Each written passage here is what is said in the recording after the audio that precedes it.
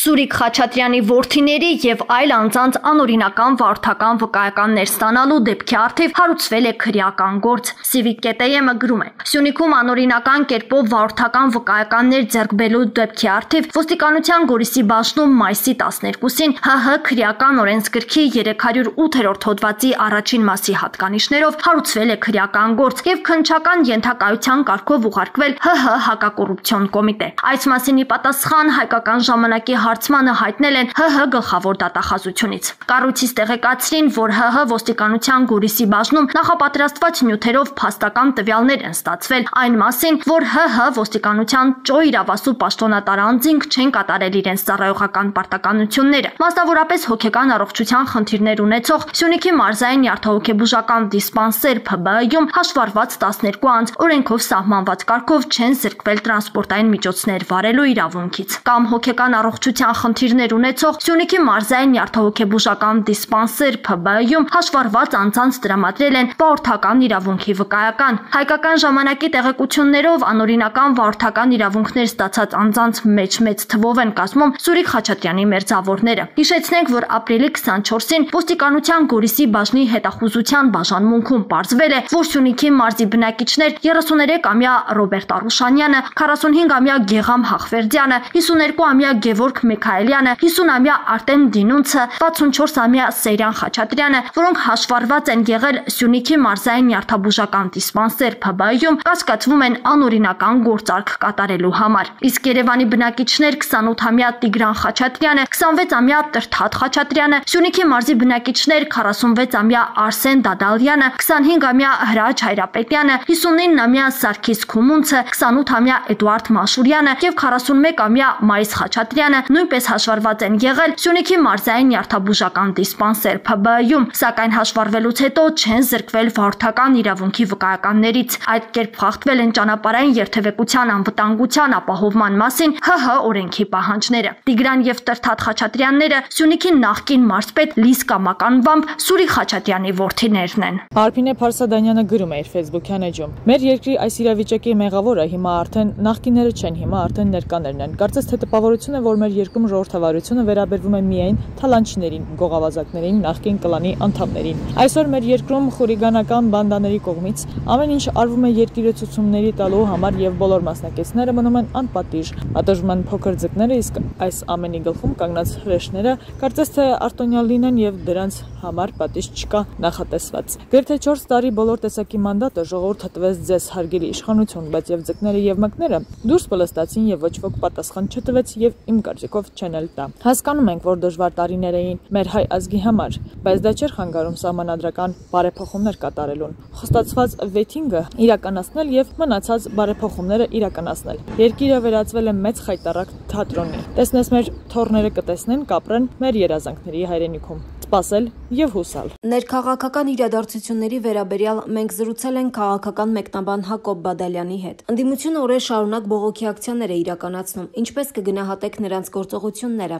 Ներքաղաքական պայքար է, որը պայմանավորված է արտաքին միջավայրում մի կողմից անհանգիստ մարտահրավերներով լեցուն, մյուս կողմից անորոշ եւ անկանխատեսելի հեռանկարներով, բայց թերևս բոլորի համար աներկբա հիմնարար վերափոխումների ներուժով եւ ապագայում էական փոփոխություններ պարունակող գործընթաց է։ Եվ այս միջազգային բարդ միջավայրը Հայաստանում նույնպես բերել է ներքաղաքական այսպիսի ալիքների առիթի, որոնց առանցքում ինչպես միշտ է եղել գործնականում այսօր էլ Արցախի հարցն է, եւ մենք հիմա տեսնում ենք այս շրջանում ծավալվող process, որի շերտերում բազմաթիվ մեծ ու փոքր հարցեր են, թե արտաքին դերակատարներին առնչվող, թե իշխանություն ընդդիմություն տիրույթի, եւ թե նաեւ ընդդիմության ներսում եղած ուժերի միջև հարաբերությունների պարզաբանման։ Դուք արտաքին միջամտություն տեսնում եք։ Երբ արտաքին միջավայրի ազդեցության մասին եմ խոսում, չեմ խոսում արտաքին միջամտության մասին։ Չեմ կարող բացառել որևէ արտաքին միջամտություն։ Միանգամայն հավանական է, որ Հայաստանի ընդդիմադիր դաշտում այս անհնազանդության շարժումը սկսած ուժերը ունեն նաև արտաքին գործընկերներ։ Առավել ևս, որ այս տարիների ընթացքում նրանք գործնականում բաց են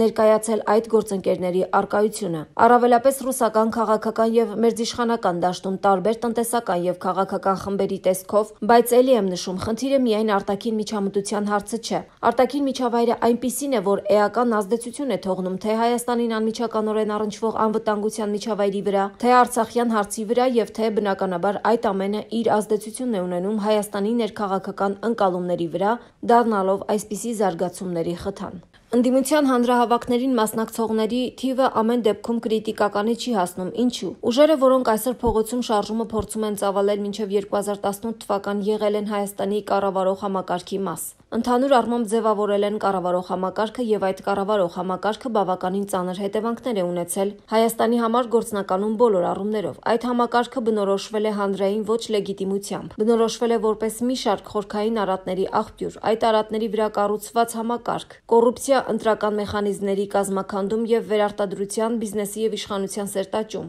Այսինքն համակարգային մի շարք արատներ, որոնց հետևանքը իր վրա զգացել է Հայաստանի քաղաքացին եւ որոնց որոշ հետևանքներ քաղաքացիները առ այսօր էլ զգում են եւ քաղաքացիները շատ լավ պատկերացնում են եւ բավական հստակ գիտակցում են, թե իրենց խնդիրների որ մասը ինչպիսի պատճառահետևանքային կապ ունի եւ այդ ամենը ինչի գլխավոր հասցեատեր դիտարկում են նախկին կառավարող համակարգը եւ ըստ այդմ չկա վստահություն, որ այդ համակարգը ներկայացնող ուժերը կարող են որևէ կերպ փոխել Հայաստանում իրավիճակը դեպի ավելի լավ պաշտպանված, հուսալի, հանրային եւ պետական շահի վրա հիմնված կառավարում։ Ինչ զարգացումներ սպասել դիմադրություն շարժումից։ Կարող ենք ենթադրել, որ ընդդիմությունը չի կարողանա հասնել ցանկալի արդյունքի։ Զարգացումները էապես պայմանավորված են ոչ միայն Հայաստանի ներսում եւ ոչ միայն այս process-ի դերակատարների ցանկությունից, կամքից կամ գիտակցումից, այլ գերազանցապես արտաքին միջավայրից, որովհետեւ տեսնում ենք, որ արտաքին միջավայրում աշխարհ է փոխվում։ Մենք այդ աշխարհի կարևորագույն ռեգիոններից մեկն ենք, ունենք նաեւ այդ ռեգիոնի եւ ընդհանրապես աշխարհակարգի համար նշանակալից ազդեցություն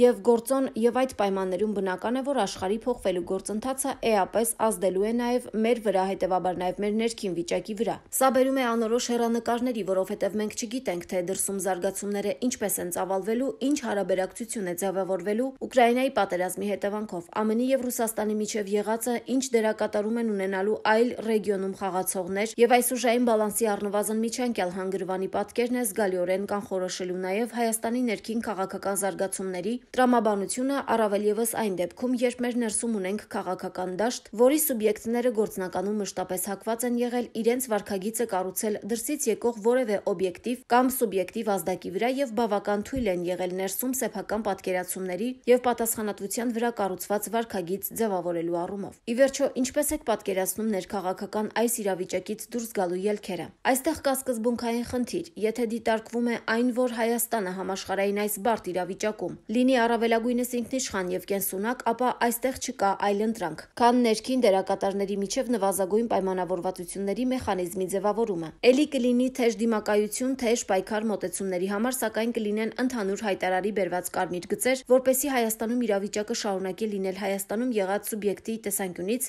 կառավարելի եւ ոչ թե դառնա դրսի ուժերի համար կառավարելի իրավիճակ։ Այլ տարբերակի դեպքում Հայաստանը կդառնա խոցելի, եթե ներքին քաղաքական զարգացումները ընթանում են անհանդուրժողականության եւ այդ հիմքով կառուցվող դիմակայության վրա եւ այս տեսանկյունից բոլոր դերակատարները, թե քաղաքական ընդդիմությունը, թե քաղաքական իշխանությունը առնվազն այս կարմիր գծի հարցում պետք է գան թեկուզ լռելային համաձայնության։ Այսպիսի կոմունիկացիա, որ գոնե այս առումով թույլ չտրվի, առանց այդ էլ թուլացված Հայաստանը խոցելի դառնա ներքին զարգացումների տեսանկյունից, իսկ այն, որ արտաքին բազմաթիվ մեծ ու փոքր ուժեր կան, որոնք մշտապես հետաքրքրված են, որ Հայաստանը լինի նվազագույն սուբյեկտայնությամբ եւ առավելագույնս կառավարելի, սա որևէ մեկի համար գաղտնիք չէ։